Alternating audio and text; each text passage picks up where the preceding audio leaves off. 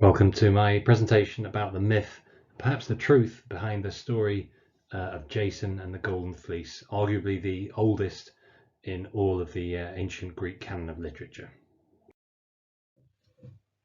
This, of course, entirely depends upon the will of the teacher, the nature of the curriculum being studied, the ability and interest of the students.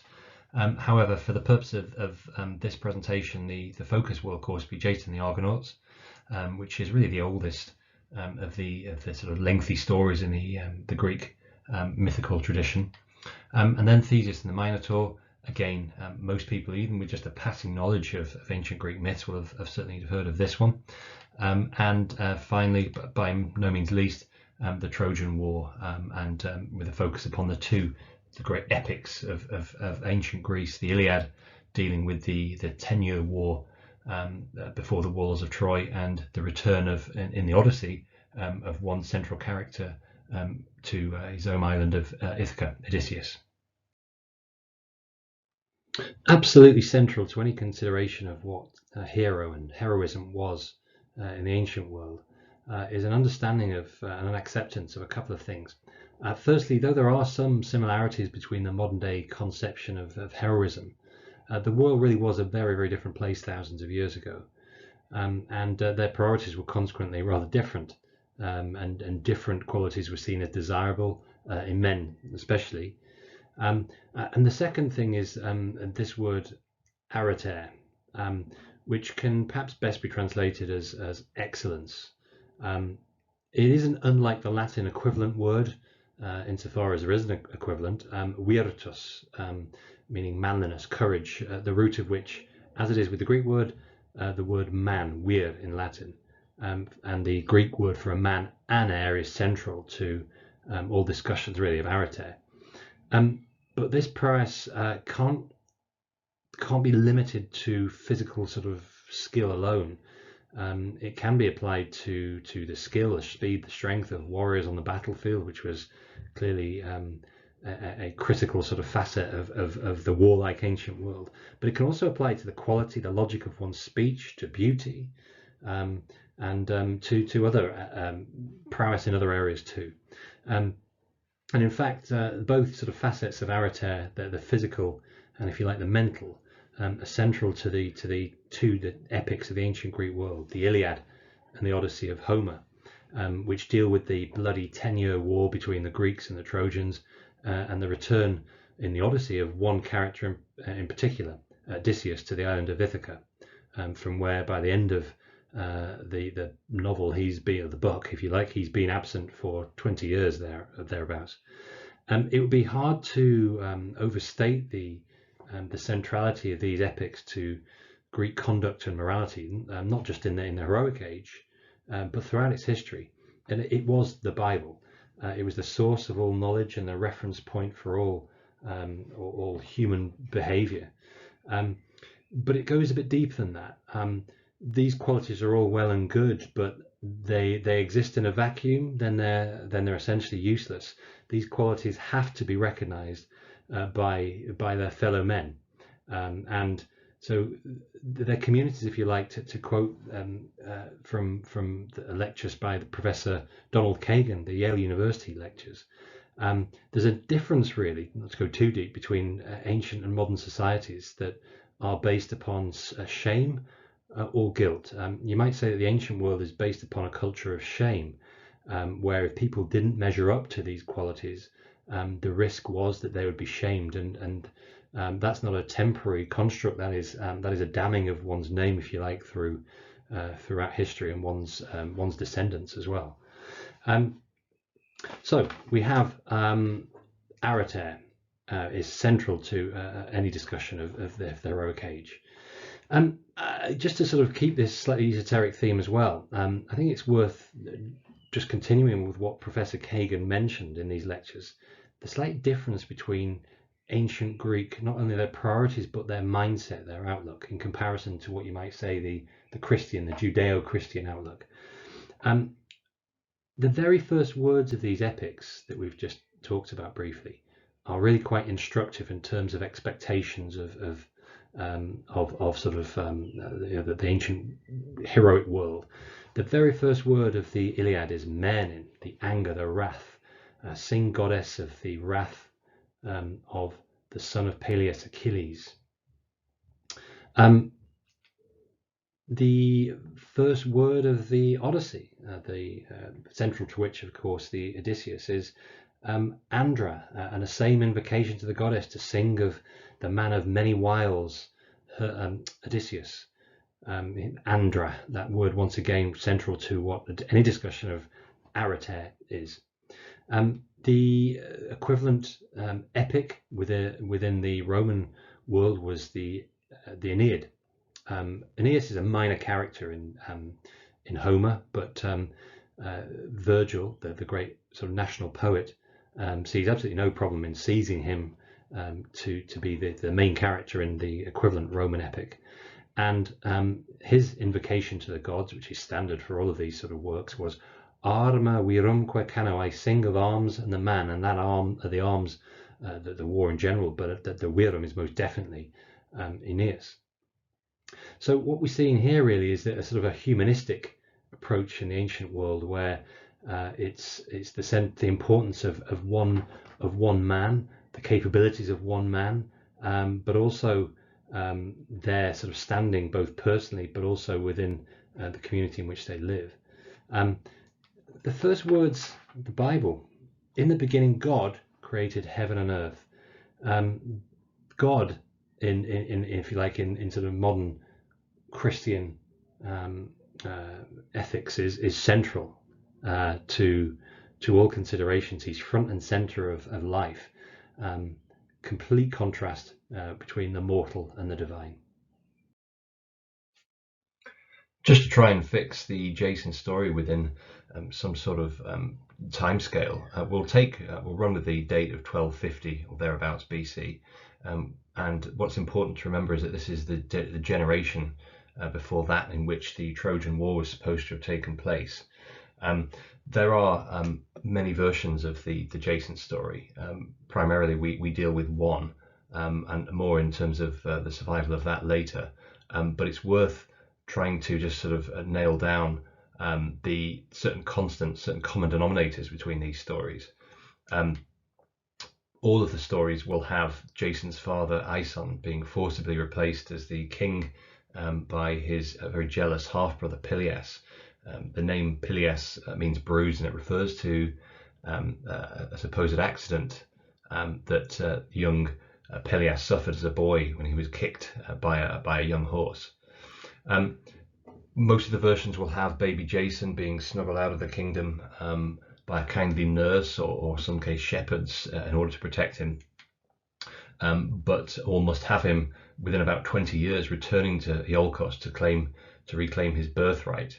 And most of the stories seem to agree that King Peleus, as he was growing older, became more concerned with a prophecy that one day he would be usurped, or he needed to look out for a man entering his kingdom with one sandal, and that refers to Jason in a kindly act en route to Iolcos, helping an old lady across a swift river and losing his shoe in the process.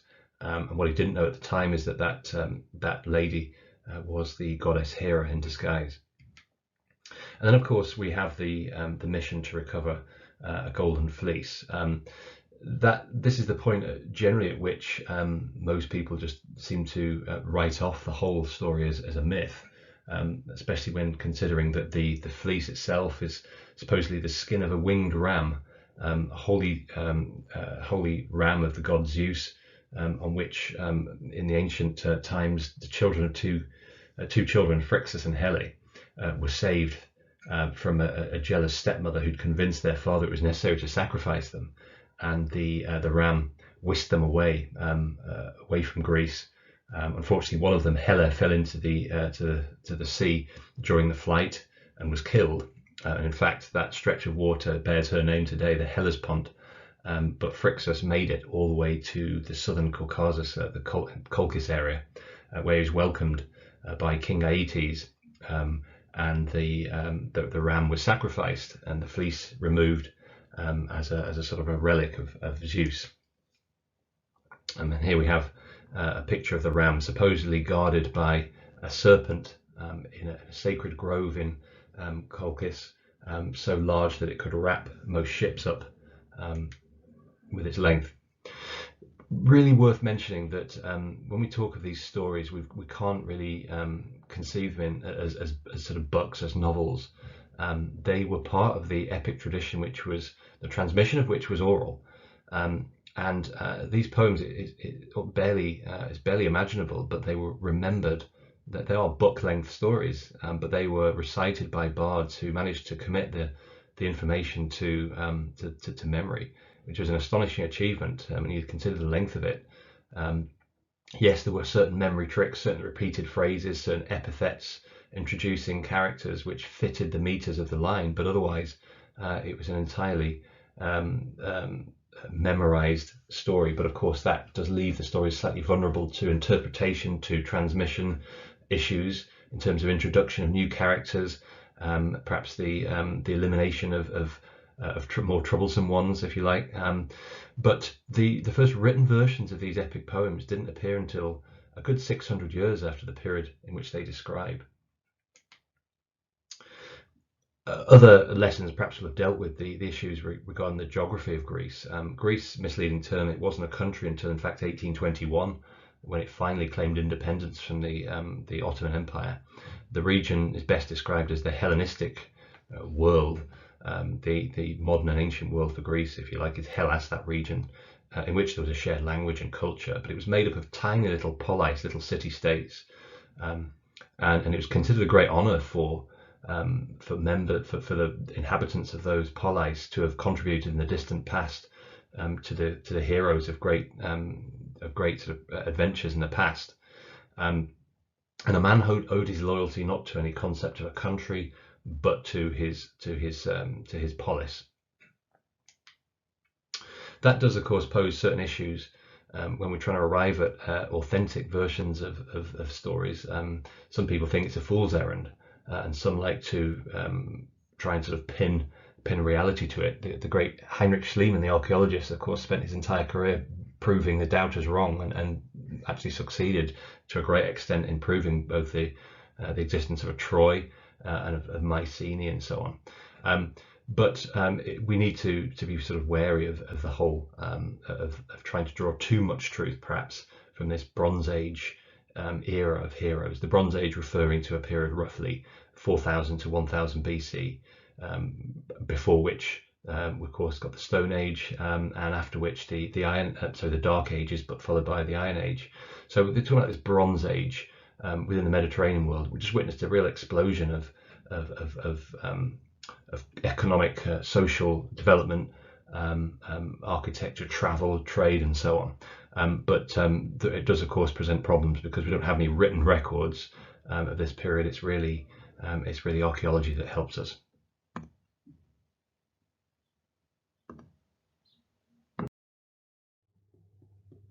I've included here a map of the Aegean and Black Sea regions, and within it some signposts of the major sort of episodes within the Jason story, the version of it that we tend to refer to today, and of all of the ones that will have existed, that of the 3rd century BC Greek scholar Apollonius of Rhodes is the one that has survived intact. And it's worth mentioning at the outset that he would have had access as a scholar and visitor of the Alexandrian Library to sources that we simply don't have today.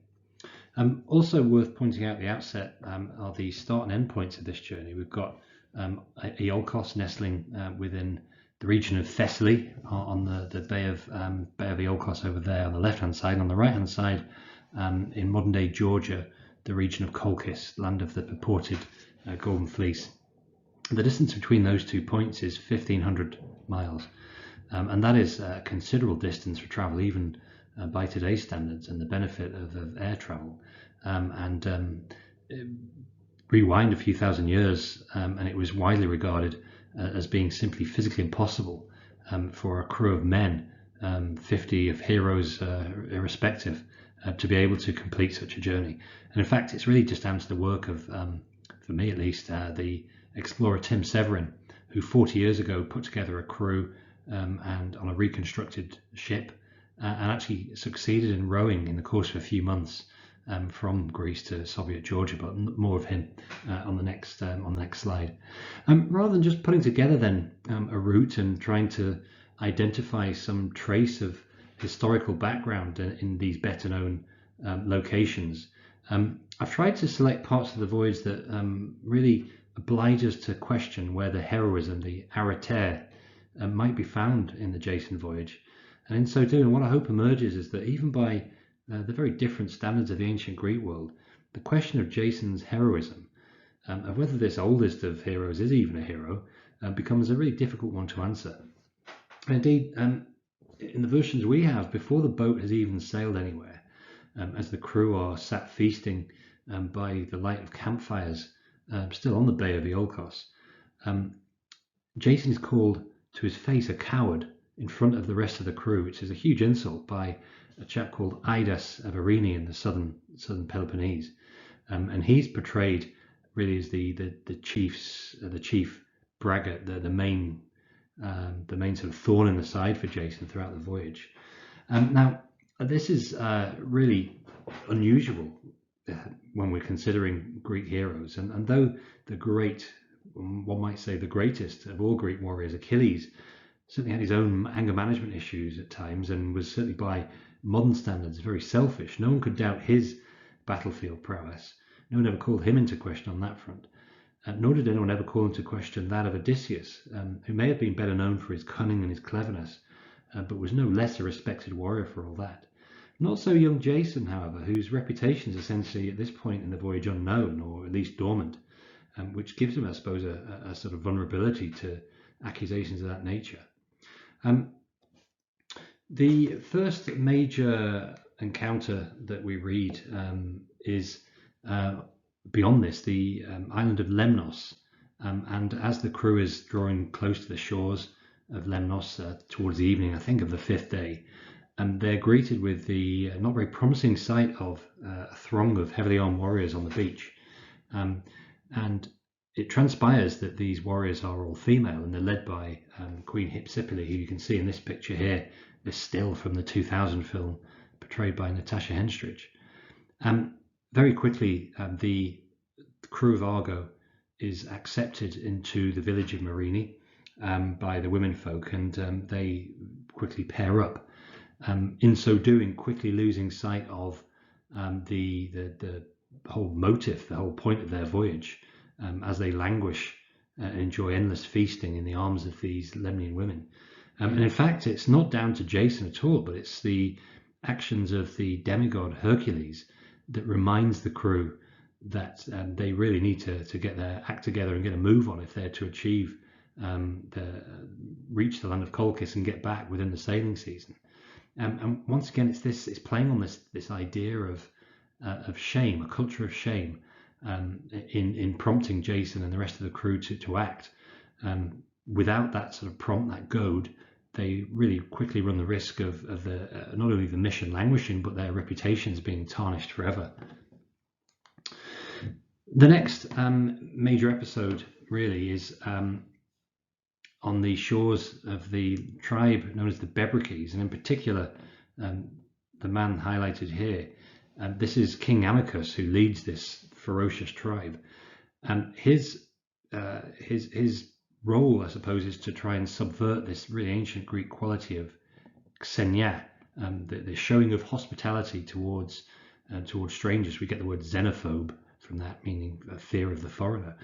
But quite apart from welcoming these strangers, Amycus challenges all such newcomers to his lands to a bare knuckle fistfight to the death. And the person that steps forward from the Argonauts isn't Jason again, it's this chap here, and this is Pollux, who's very famous for being part of the twins Castor and Pollux, the Gemini constellation. As you can see in this picture here, although Amycus in the background, you can see his huge physique, his slightly advanced years in comparison to the relatively slight-looking Pollux, but the hubris, the excessive arrogance of Amycus proves his downfall. It's almost a moral question here. Pollux meekly accepts the challenge, knowing full well that he's got all the skills he needs. He's got the arete in his fists as the champion boxer, the undefeated boxer of the Greek world, and so it proves. He's just too quick and too skillful for Amycus, and in fact, he fells him with a blow to the temple, which crushes his skull. But again, the heroism of Jason is entirely absent at this point. Shortly after this, the crew of Argo pull up underneath the cliffs of a stack of rocks which is near the entrance to the Black Sea. And atop this cliff lives a blind king, the prophet Phineus. He was blinded by divulging essentially too much information about the gods, and in typical Greek fashion, the very means by which he can perceive the world is taken away from him, and he's blinded. And his torment from that point on is to be permanently deprived of food. Every time he sits down to at the bench to try and sample some food, it's immediately ruined by these harpies you can see here, half women, half sort of bird of prey, that defecate all over his food and torment him and prevent him from eating anything more than just enough to keep him physically alive, but certainly nothing, no sort of amount of food to enjoy. Jason comes up with a plan to chase away the harpies for good, but it's left to the actions of another set of twins, Calais and Zetes. It's impossible in this picture I've just circled there to identify which one that is, but these are Thracian brothers, fierce sort of warriors, whose father was named Boreas, and it's no coincidence that is the North Wind. Perhaps this is some kind of faint echo of a race of very fleet of foot athletes and warriors. But again, it's these two that chase away, and they're so quick that they can take to the skies as well, to drive away these harpies for good. But Jason is his plan, but ultimately it's not his actual execution of it which is telling. What, however, is important that from this episode emerges really one good turn from another, because Phineus has, we're allowed a little bit of poetic license here, because for a man that doesn't see anything, his knowledge of the coastline of the Black Sea here is quite unreal, and he's able to plot, at least in their own heads, the route that Argo will take, and the peoples, the tribes they will encounter along the way, hostile and otherwise, and enables really the crew to see for the first time just the enormity, the sheer distance of the task. One of the physical obstacles that Phineus mentions is a really famous aspect of the story, and it appears in other Greek myths as well, and actually in actual fact in the Odyssey, which suggests a certain fluidity with these seafaring stories. But the clashing rocks have a history of doing what they say on the tin, and just crushing every ship that goes between them or attempts to sail between them. Argo is given a little trick in the sense that if they can release a white dove and it sails successfully between the rocks, as the stack of rocks draws apart, then the Argo is to sail through. And Phineus tellingly mentions that this will be the one point in the voyage where the success depends upon the strength of their arm rather than the strength of their prayers, and so it proves. The Argo manages to squeeze through by the skin of its teeth. Here, I suppose we have a collective demonstration of arete, of physical sort of prowess and courage. Perhaps it's a faint echo of some sort of flood myth, as some people have raised, referencing the fact that the Black Sea was probably a huge lake at one point before, by some sort of geographical or geological phenomena, it breached the narrows here and flooded the Aegean Sea, possibly, again, some people like to think, causing tsunamis which might have buried the settlement, the civilization of Atlantis. There are other episodes, of course, but ultimately Jason ends up in Colchis, ruled by cruel King Aeetes, wherein lies the Golden Fleece.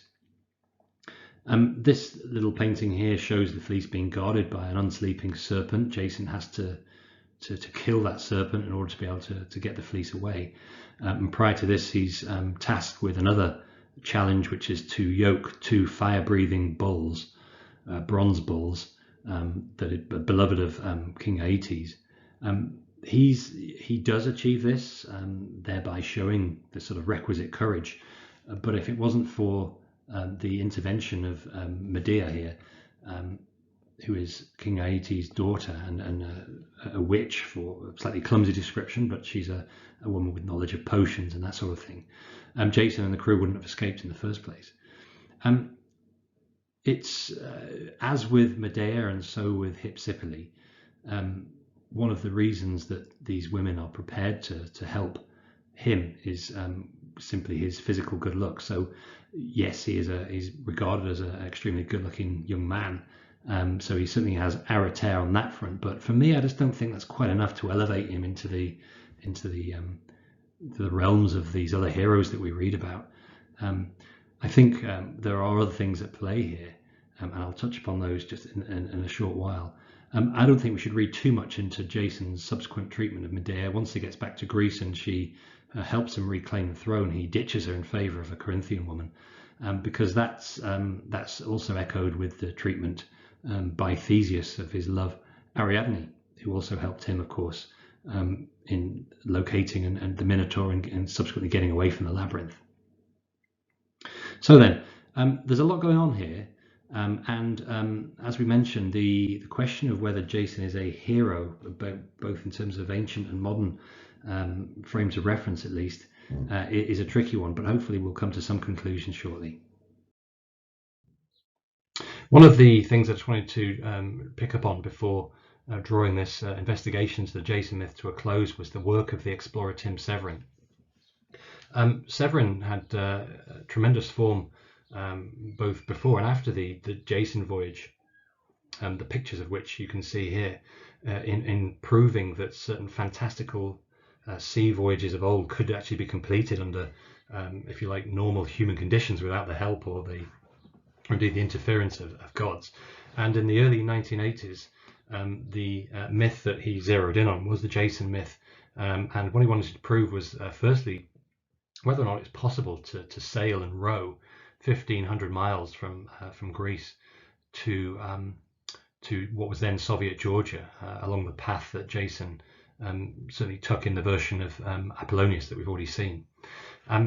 What was remarkable about Severin's efforts was that he also went to the lengths of commissioning a Greek shipwright to reconstruct a galley, a Bronze Age galley, according to his own specifications, using only materials and only tools that ancient shipwrights would have used. And it took some time to locate anybody capable of doing that, but on the island of Spetses in Greece, he managed to find a man both capable and willing to do it. The other aspect of this voyage, which is particularly interesting, is that Severin was really honest that he didn't have the money to sort of commission a boat capable of seating 50 oarsmen. 20 was all he could manage. Most versions of the Jason myth have Argo as a pentakon, that is to say a 50-oared galley, and yet with just 20 men, Severin achieved this remarkable journey. It's also worth mentioning that most of the crew that he had were, albeit fairly experienced oarsmen, university rowers, that sort of thing, ex-military, but actually a lot of them were complete novices and rotated in and out of the crew, joining and leaving at various stages of the journey. One of the other things that interested Severin, in addition to proving whether or not it was possible, was in many ways proving to what extent it was even probable that anyone, a Jason or indeed anybody else in the Bronze Age, would have actually completed such a journey. And all along the way, he's constantly keeping his eyes and indeed ears out for signs that sort of pin the myth to some sort of reality, geographical reality. And he's constantly investigating local legends that sort of have a link to the Jason voyage. It will take far too long to cover those today. An example would be of this, that when Severin was close to the end of the Hellespont and breaching into the Black Sea, he pulled in the area that King Phineus would likely have inhabited. And although, of course, he didn't see any harpies, what he did notice, what the crew noticed, was the sheer number of very aggressive seabirds, gannets, cormorants, petrels, that inhabited the headlands around there. and it wouldn't have left much to the required much imagination really to take from there, as tired sailors slugged their way up to the Hellespont and experienced, just at the point they needed food most, that these seabirds snatching it away from them, how a myth might have sprung from there. And if any travellers, of course, to the south coast of England, particularly Brighton, for example, when you're about to eat your fish and chips, most people have experienced at some point seagulls swooping in and snatching it away from us, and from there the myth of Phineas may well have originated. Perhaps the most important one, however, that Severin mentions is the ancient and indeed modern means of prospecting for gold in the rivers from the mountains. As in the spring months, as these snow melts and water cascades down these streams and these rivers, it brings with it gold sediment, and the trick is really to try and capture that gold dust and separate it from the water. And as we can see here, one of these chaps here is looking at silt, mud, and looking for little flecks of gold. But in the ancient world, as they do now, it's one of the techniques to nail a fleece to a wooden frame and to capture sediment of gold at strategic points in the river. And from there, it wouldn't have taken much development for the myth of a golden fleece. And I guess if the fleece within the fibers of it had captured lots and lots of gold and was held up to the sunlight, it would certainly resemble a mythical fleece of old. So this is really just to say that we shouldn't necessarily just dismiss ancient myths and legends as figments of imagination. Andra mujenne pe musa polytropon hos malapolla plankte. These are the opening lines of Homer's Odyssey, introducing us to the clever man of many wiles himself, Odysseus.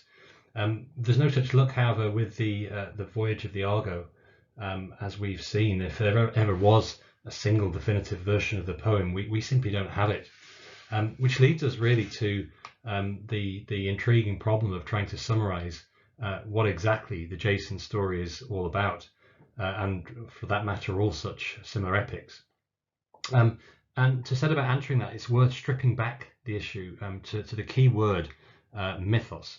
Now, quite apart from being a refreshing drink with which to watch the sun go down in a Greek taverna, a mythos was simply a story, a tale. It can even denote a speech or an argument, perhaps, in ancient Greek. And whilst we can become a little bit obsessive about trying to locate some actual historical detail at various points in these and similar stories, it's worth remembering that the ancient Greeks themselves had no such concerns. What was much more important to them, quite apart from the value of the epics as sources of entertainment, was the lessons that could be gleaned in exploring the themes. And perhaps in many ways we're actually being a little bit unfair to Jason, if even Jason was a historical figure, and perhaps not looking at him or indeed his story in entirely the right way.